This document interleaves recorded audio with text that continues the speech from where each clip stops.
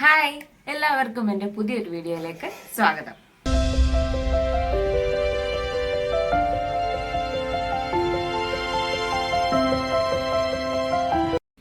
ഇനി നമുക്ക് ഒരു എഗ് റോസ്റ്റ് എങ്ങനെ ഉണ്ടാക്കാം എന്നതാണ് ഇന്നത്തെ വീഡിയോ. അപ്പം നമ്മൾ വീഡിയോയിലേക്ക് പോകുന്നതിന് മുമ്പ് നമ്മുടെ ചാനൽ സബ്സ്ക്രൈബ് ചെയ്തിട്ടില്ലെങ്കിൽ ഒന്ന് സബ്സ്ക്രൈബ് ചെയ്ത് സപ്പോർട്ട് ചെയ്യണം. എന്നിട്ട് നമുക്ക് വീഡിയോയിലേക്ക് പോകാം. അപ്പം നമ്മുടെ എഗ് റോസ്റ്റ് നമുക്ക് ഉണ്ടാക്കാം. അതിന് ആദ്യം നമുക്കൊരു പാത്രം അടുപ്പത്തേക്ക് വെക്കാം. അപ്പോൾ നമ്മുടെ പാത്രം ചൂടായി വന്നിട്ടുണ്ട്. നമുക്കിതിലേക്ക് എണ്ണ ഒഴിച്ചു കൊടുക്കാം. ഏകദേശം ഇത് രണ്ട് മൂന്ന് സ്പൂണോളം വെളിച്ചെണ്ണയാണ് നമ്മൾ ഒഴിച്ചിരിക്കുന്നത്. അങ്ങനെ നമ്മുടെ ചൂടായ എണ്ണയിലോട്ട് നമുക്ക് കടുക് കൂടി ഇട്ട് കൊടുക്കാം. അങ്ങനെ നമ്മുടെ കടുക് പൊട്ടി തുടങ്ങിയിട്ടുണ്ട്.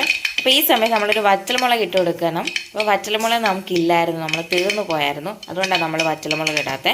നമുക്കതിനകത്തോട്ട് അരിഞ്ഞു വെച്ചിരിക്കുന്ന വെളുത്തുള്ളി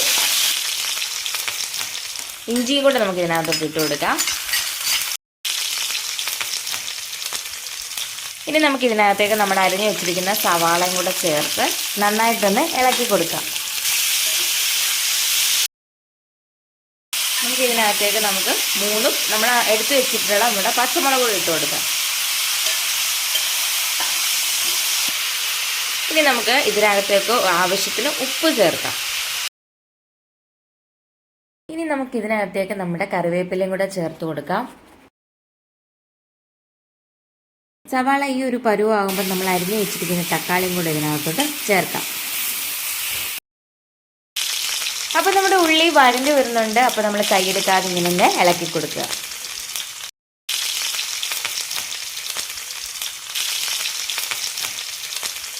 ഇനി നമുക്ക് ഇതിനകത്തേക്ക് 1/4 ടീസ്പൂണോ മഞ്ഞൾപ്പൊടി ചേർത്ത് കൊടുക്കാം. ഇനി നമുക്കിതിനകത്തേക്ക് ഒരു 1/2 ടീസ്പൂൺ പഞ്ചസാര ചേർത്ത് കൊടുക്കാം. എരിവും പുളിയും എല്ലാം കൂടെ ഒന്ന് ബാലൻസ് ചെയ്യാൻ വേണ്ടിയിട്ടാണ് നമ്മൾ പഞ്ചസാര ചേർത്ത് കൊടുക്കുന്നത്. ഇനി നമുക്കിതിനകത്തേക്ക് 1 ടീസ്പൂൺ കുരുമുളക് പൊടി ചേർക്കാം.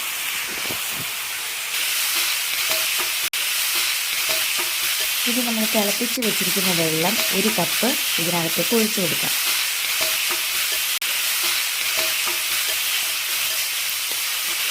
ഇനി ഇതിലേക്ക് 1/2 ടീസ്പൂൺ പെരുംജീരകപ്പൊടി ചേർക്കാം.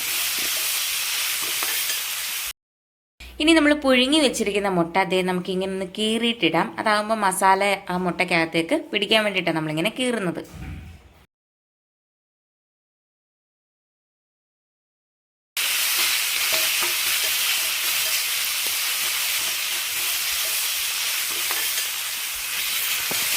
ഇനി നമുക്ക് ഒരു 2 മിനിറ്റ് നമ്മുടെ എഗ് റോസ്റ്റ് അടച്ചു വെച്ചിട്ട് നമുക്ക് എടുക്കാം. അപ്പോഴത്തേനും നമ്മുടെ എഗ് റോസ്റ്റ് ഇവിടെ റെഡി ആയിട്ടുണ്ട്. അപ്പോൾ നമ്മുടെ എഗ് റോസ്റ്റ് ഇതേ നമ്മളിപ്പോൾ അപ്പത്തിൻ്റെ കൂടെ എടുക്കുക. ഇത് അപ്പത്തിൻ്റെ കൂടെ മാത്രമല്ല, ചപ്പാത്തിയുടെ കൂടെയും ചോറിൻ്റെ കൂടെയും ദോശയുടെ കൂടെ എല്ലാം സൂപ്പറാട്ടോ. അപ്പം നമ്മുടെ ഇന്നത്തെ വീഡിയോ വൈൻഡപ്പ് ചെയ്യാണ്. മറ്റൊരു വീഡിയോ ആയി വരുന്നിടം വരെ ടാറ്റാ.